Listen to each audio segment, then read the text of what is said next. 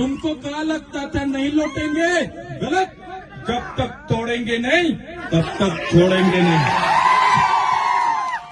ત્યારે સાથીઓ, આજે આવડી મોટી સરકાર સામે લડવા, એમની પોલીસ સામે લડવા, એમની તમામ તાકાતો સામે, યંત્ર મંત્ર તંત્ર સામે લડવા માટે મને તમારા બધાના સહકારની જરૂર છે।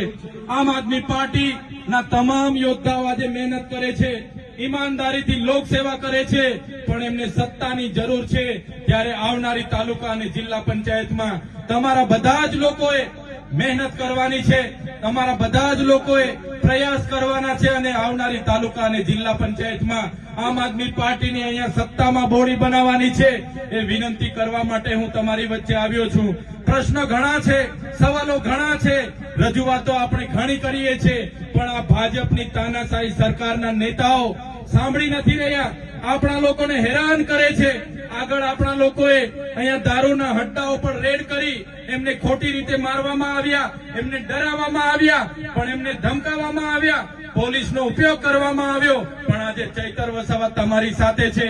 આજે આમ આદમી પાર્ટી, અરવિંદ કેજરીવાલજી, ઈસુદાન ગઢવીજી, ગોપાલ ઇટાલિયાજી, આજે બધા જ અમે તમારી સાથે છે।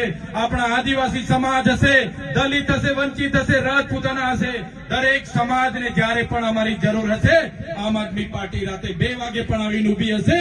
બસ તમારા સહકારની અપેક્ષા અમે રાખીએ છીએ અને એ સહકાર તમારો અમને આપતા રહેજો, એ સહકાર અમને આપતા રહેજો, તમારા આશીર્વાદ અમને આપતા રહેજો, આ જ પ્રકારનો તમારો પ્રેમ, તમારો ભાવ અમને આપતા રહેજો અને આવનારા દિવસોમાં ફરી તમારી વચ્ચે આવીને તમને મળીશું અને આવનારા દિવસોમાં આગળ વધીશું। એ જ વાત સાથે આજે અમને અહીંયા બોલાવ્યા, અમારું સ્વાગત કર્યું, સન્માન કર્યું, અમને તમે શાંતિથી સાંભળ્યા, એ બદલ તમામ લોકોનો હું ખૂબ ખૂબ આભાર માનું છું। ધન્યવાદ, બધાનો ખૂબ ખૂબ આભાર, ધન્યવાદ। જય ભારત।